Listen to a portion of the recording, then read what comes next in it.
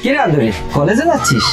ও ভাইজান, কলেজে যাইতেছি, মা ঘুমাইতেছে, তোমার জন্য রান্না বান্না করে আসছি, তুমি খাই নিও।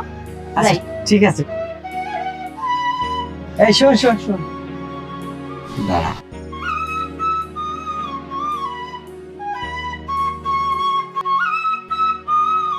রিক্সা করে যাবি, আবার আসার সময় তাড়াতাড়ি রিক্সা করে ফিরে আসিস। নে যা। ঠিক আছে ভাইজান, যা, যা। আমি তাড়াতাড়ি চলে আচ্ছা আসবো। আচ্ছা।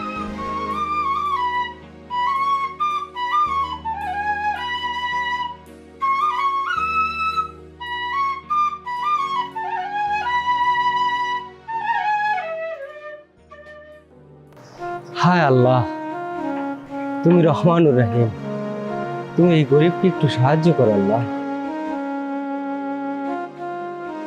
এই যাবো ভাই, জি যাবো। কই যাবে?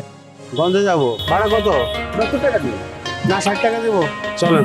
আচ্ছা চলেন।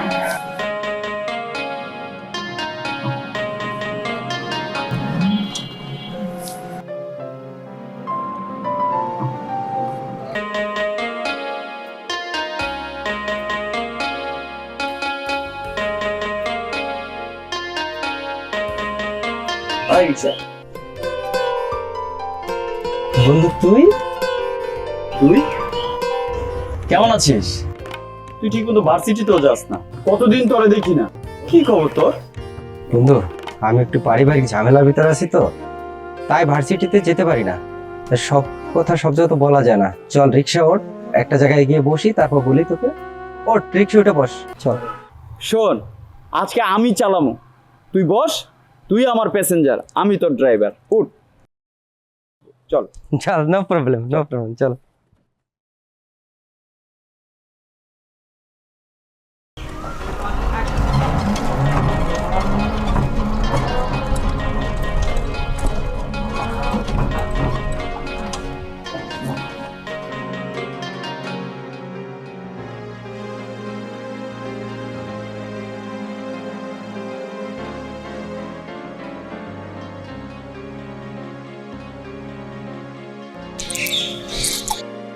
আচ্ছা বল, তোর কি সমস্যা?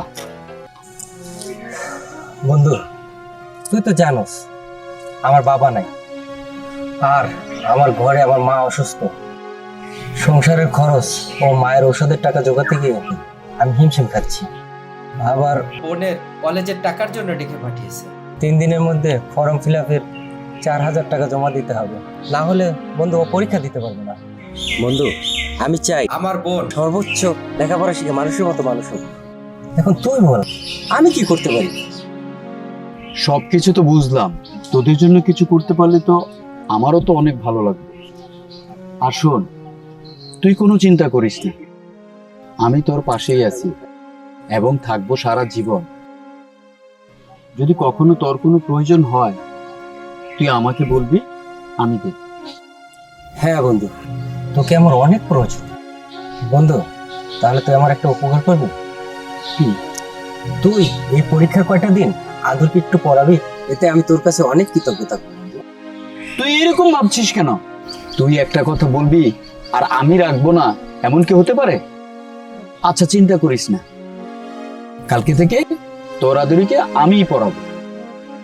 বন্ধু, তুই আমাকে অনেক বড় একটা চিন্তার হাত থেকে বাঁচালি। শোন, তাহলে তুই কালকেই আদুরিকে পড়া শুরু করে দে। চল, এখন যাই আমরা।